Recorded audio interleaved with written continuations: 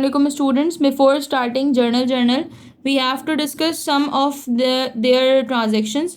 हम उसके transactions को discuss कर लेते हैं कि कोई भी head अपने impact किस तरीके से एक transaction के ऊपर show करता है. ठीक है, तो हम यहाँ पे कुछ transactions discuss कर लेते हैं. First one is Mr. A invested cash to start the business. ठीक है, यहाँ पर शो कर रहा है कि मिस्टर ए ने कैश इन्वेस्ट किया है बिजनेस को स्टार्ट करने के लिए. तो सबसे पहले हम मेजर पॉइंट को डिस्कस करेंगे कि हमारे पास कौन सी चीज़ बिजनेस में इन्वेस्ट हो रही है. सबसे पहले हमने क्या चीज़ देखी, कैश को इन्वेस्ट किया है. तो हमने पहला अपना पॉइंट यानी कि पहला हमने अपना अकाउंट निकाला कौन सा, कैश का. ठीक है, जब हम कैश को इन्वेस्ट कर रहे हैं इसका मतलब कि बिजनेस स्टार्ट हो रहा है और बिजनेस के अंदर कैश आ रहा है. जब इन्वेस्टमेंट करता है ओनर बिजनेस के अंदर तो वो कंसीडर कहलाता है, वो हमारे पास अकाउंट जनरेट होता है कैपिटल का. ठीक है, हमने कैश को इन्वेस्ट किया. कैश की नेचर होती है हमारे पास एसेट. ठीक है, कैश की नेचर होती है asset. Invested a cash into a business यानी कि आपके ओनर ने कैश को इन्वेस्ट किया है बिजनेस के अंदर. इसका मतलब इन्वेस्टमेंट है किसकी, ओनर की. That is considered as the owner's equity. ठीक है, ओनर्स इक्विटी. कैश बिजनेस में एंटर हो रहा है. अच्छा, हम किसी के भी पॉइंट ऑफ व्यू से नहीं देखेंगे, हम सिर्फ और सिर्फ बिजनेस के पॉइंट ऑफ व्यू से देखेंगे. हमने ये नहीं देखना है कि मिस्टर ए के पास से कैश जा रहा है तो उनका कैश डिक्रीज हो रहा है, नहीं. हमने सिर्फ ये देखना है कि बिजनेस में कैश इन्वेस्ट हो रहा है, इसका मतलब कैश आ रहा है. ठीक है, इसका मतलब क्या हुआ कि हमारे पास एसेट है और एसेट क्या हो रहा है, इंक्रीज हो रहा है. सही. और यहाँ पर भी क्या हो रहा है, ओनर्स इक्विटी इंक्रीज हो रही है क्योंकि बिजनेस में कैश आया, इन्वेस्टमेंट हुई, तो ओनर्स इक्विटी भी क्या हो गई हमारे पास, इंक्रीज हो गई. हम लास्ट वीडियो में डिस्कस कर चुके हैं कि जब हमारे पास एसेट इंक्रीज होता है तो एसेट इंक्रीज होने के बाद हम नोट करते हैं उसको डेबिट साइड पे. सही है. और अगर ओनर्स इक्विटी इंक्रीज होती है तो ओनर्स इक्विटी इंक्रीज होने के बाद जाती है क्रेडिट साइड पे. ठीक है, तो हमारे पास इस स्टेटमेंट के दो इम्पैक्ट्स निकले. कौन सा अकाउंट जनरेट हुआ, सबसे पहले कैश का, और सेकेंड अकाउंट जनरेट हुआ कैपिटल का. फिर उसको हमने according to the business point of view check किया कि वो इंक्रीज हो रहे हैं या डिक्रीज हो रहे हैं. तो हमारे पास मेंशन हो गया कि डेबिट और क्रेडिट वैल्यूज़ कौन सी जा रही हैं.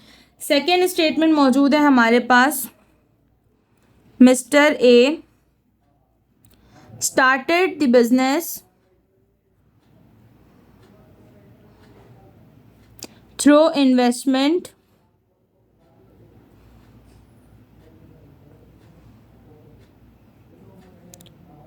of cash in bank. ठीक है. अच्छा, अब आपको क्या नज़र आ रहा है, पहली वाली स्टेटमेंट में मौजूद था, पहली स्टेटमेंट में आपके पास मौजूद था कि कैश इन्वेस्ट हुआ है बिजनेस के अंदर.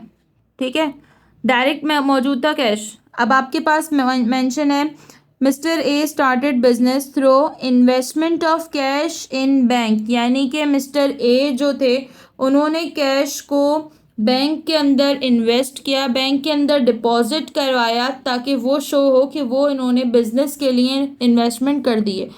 सबसे पहले आपको नज़र आएगा कैश एट बैंक, यानी कि कैश हमारा मौजूद है बैंक के अंदर, तो हम अकाउंट जनरेट करेंगे बैंक का. ठीक है, और इन्वेस्टमेंट क्यों हो रही है, इन्वेस्टमेंट हो रही है ताकि बिजनेस को स्टार्ट किया जाए. इट मीन्स हमारे पास अकाउंट क्रिएट होगा कैपिटल का. सही है, तो दोनों अकाउंट जनरेट हो गए. बैंक, कैश बैंक में हो या कैश हैंड में हो, दोनों कंसीडर होते हैं एज अ एसेट.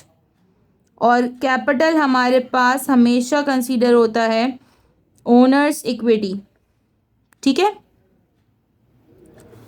एसेट क्या हो रहा है यहाँ पर? एसेट, जब बैंक में कैश आ रहा है इसका मतलब बिजनेस में कैश इंक्रीज हो रहा है।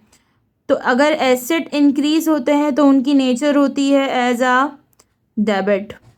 ठीक है। ओनर्स इक्विटी यानी कि बैंक में कैश गया, बिजनेस का अकाउंट जनरेट हुआ और बिजनेस की इन्वेस्टमेंट हो गई, ओनर्स इक्विटी भी क्या हो गई है? इंक्रीज हो गई है। ओनर्स इक्विटी इंक्रीज होती है तो हमारा अकाउंट हो जाता है क्रेडिट। सही। इसके बाद हम आ जाते हैं, हमारे पास थर्ड ट्रांजैक्शन मौजूद है। मिस्टर ए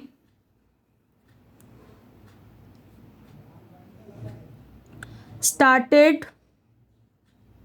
बिजनेस थ्रू फर्नीचर। ठीक है। हम लास्ट वीडियो में डिस्कस कर चुके हैं कि बिजनेस में एसेट ऐड होंगे तो हमारे पास क्या होगा? हमारे पास फ्यूचर बेनिफिट देंगे, तो हम बिजनेस को किसी भी तरीके से स्टार्ट कर सकते हैं किसी भी एसेट के थ्रू। तो हमारे पास नज़र क्या आ रहा है? अकाउंट जनरेट होगा किस चीज़ का? सबसे पहले फर्नीचर का। सबसे पहले अकाउंट जनरेट होगा फर्नीचर का। Then we have to generate a account, business start हो रहा है इसका मतलब सेकेंड अकाउंट होगा हमारे पास कैपिटल का। ठीक है। फिर हमारे पास मेंशन करना है हमें nature of the account. Nature क्या है? फर्नीचर की नेचर मौजूद है, दैट इज एसेट। कैपिटल की नेचर होती है ओनर्स इक्विटी।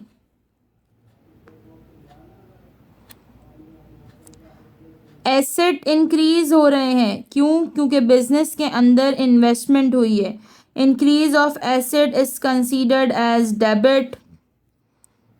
ओनर्स इक्विटी का अकाउंट जनरेट हुआ मींस बिजनेस में पैसा आया, तो ओनर्स इक्विटी का अकाउंट भी क्या हो गया? इंक्रीज हो गया। That increase of owner's equity is considered as the credit. Next transaction हमारी मौजूद है। Mister A started business through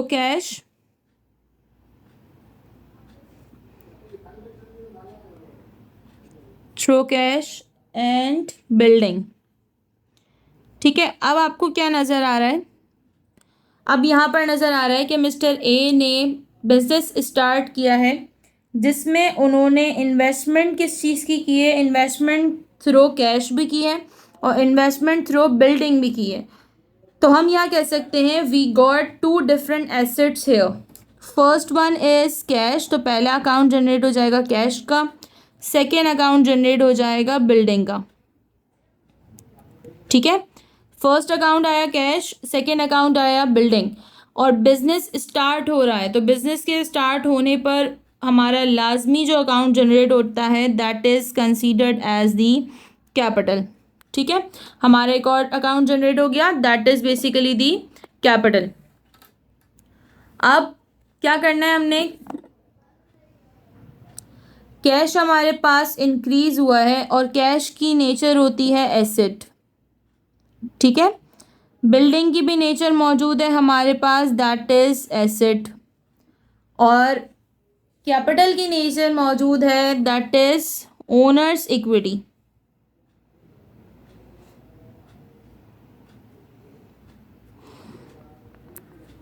तीनों की नेचर क्या नज़र आ रही है हमें? दो की एसेट है और तीसरी हमारे पास नेचर मौजूद है ओनर्स इक्विटी, और तीनों का इम्पैक्ट बिजनेस में इंक्रीज होता हुआ नज़र आ रहा है। एसेट यानी कैश से उन्होंने इन्वेस्टमेंट की और बिल्डिंग से इन्वेस्टमेंट की, जिसकी वजह से ओनर्स इक्विटी का अकाउंट जनरेट हुआ, यानी ओनर्स इक्विटी भी क्या हो गई? इंक्रीज हो गई। तीनों क्या हो रहे हैं? इंक्रीज हो रहे हैं। Increase of asset is considered as debit. Again, increase of asset is considered as debit. Increase of owner's equity is considered as credit. एक चीज़ का ख़ास ख्याल रखिएगा कि हमारे पास जब भी ट्रांजैक्शन मौजूद होगी तो उसमें लाजमी तौर पर एक डेबिट और एक क्रेडिट हो सकता है। सही है, लाजमी तौर पर डेबिट भी मौजूद होगा, लाजमी तौर पर क्रेडिट भी मौजूद होगा। अब वो ट्रांजेक्शन पे डिपेंड करता है कि उसके अंदर नंबर ऑफ़ डेबिट्स कितने मौजूद हैं और नंबर ऑफ़ क्रेडिट्स कितने मौजूद हैं।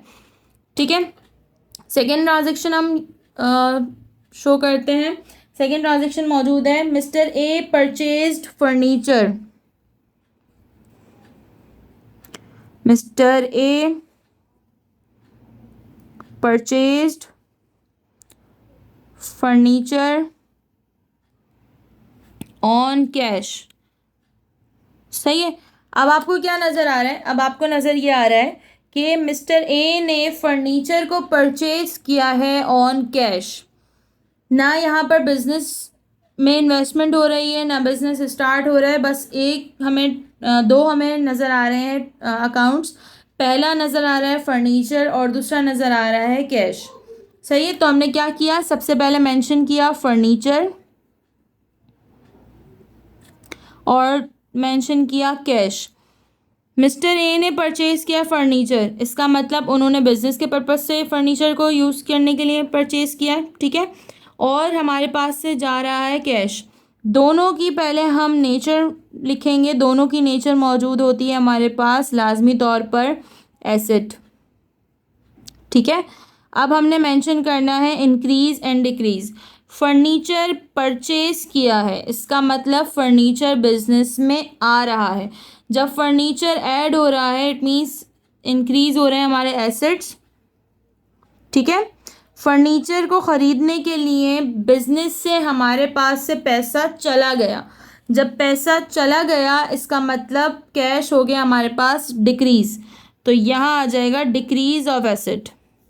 Increase of asset is considered as debit, decrease of asset is considered as credit.